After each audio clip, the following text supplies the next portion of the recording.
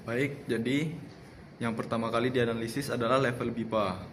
Berdasarkan interaksi di kelas dan pernyataan pengajar di awal, level peserta adalah BIPA 4. Jadi level BIPA 4 itu intermediate, yaitu tahap lanjutan di mana pembelajar diharapkan mampu mengekspresikan ide tentang topik abstrak dan konkret secara lancar. Kedua, ada tujuan pembelajaran. Tujuan utama dari sesi pembelajaran ini adalah untuk mengaktifkan pengetahuan dan keterampilan berbicara melalui praktik mendongeng. Contohnya tuh kayak yang di hari ini kita belajar tentang dongeng favorit. Kita praktik berbicara.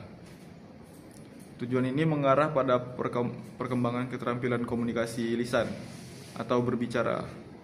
Pembelajaran berfokus pada penggunaan bahasa untuk menceritakan kembali sebuah cerita rakyat yang merupakan aktivitas bermakna dan kontekstual.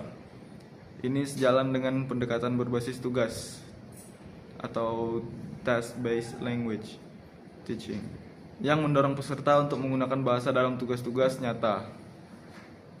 Tujuan ini juga mencakup pengenalan budaya Indonesia seperti yang disarankan dalam literatur bahwa BIPA tidak hanya mengajarkan bahasa tetapi juga budaya.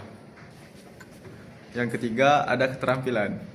Keterampilan yang menjadi fokus utama adalah keterampilan berbicara dengan keterampilan menyimak sebagai penunjang. Nah, peserta dituntut untuk memproduksi bahasa secara lisan dan menceritakan sebuah narasi. Keterampilan menyimak terlihat saat peserta mendengarkan instruksi guru dan cerita dari teman-temannya. Pendekatan ini mempraktikkan aspek komunikasi interpersonal.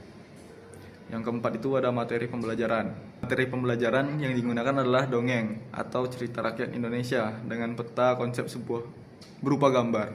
Ini adalah pilihan yang tepat karena dongeng adalah karya sastra sederhana yang dapat digunakan untuk mengajarkan bahasa dan wawasan budaya Indonesia.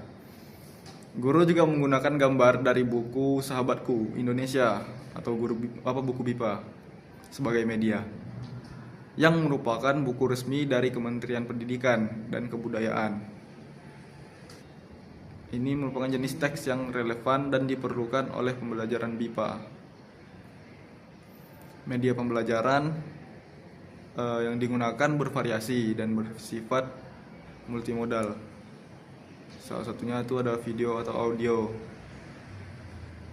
Yang kedua itu ada gambar dari buku. Yang ketiga, menggunakan verbal. Pengajar menggunakan buku bergambar dan peta sebagai alat bantu visual. Ini adalah strategi multimodal yang baik, di mana elemen visual dan verbal melengkapi untuk membantu pemahaman dan membangkitkan ingatan. Pendekatan pembelajaran. Yang keenam, pendekatan yang terlihat adalah pendekatan komunikatif dan berbasis tugas. Pembelajaran berpusat pada peserta didik atau student centered. Guru berperan sebagai fasilitator yang memberikan kesempatan seluas-luasnya. Tugas utamanya adalah bercerita tentang dongeng yang merupakan tugas bermakna dan otentik.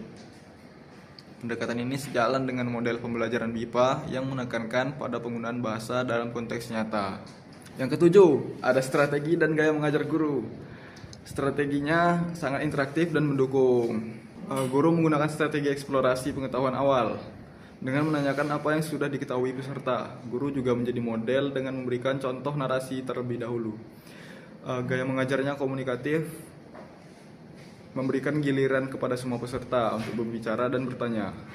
Ini menciptakan suasana belajar yang positif dan tidak terlalu kaku, sesuai dengan karakteristik pembelajaran BIPA yang menyukai keterlibatan aktif dan umpan balik.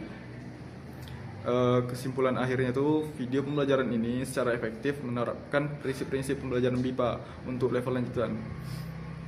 Guru berhasil menggabungkan berbagai aspek, mulai dari pemilihan materi yang kaya budaya, penggunaan media multimodal, hingga penerapan pendekatan komunikatif dan berbasis tugas yang berpusat pada peserta.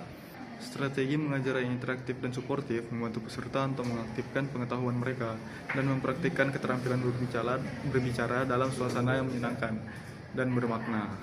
Sekian analisis dari saya tentang video mengajar. Wassalamualaikum.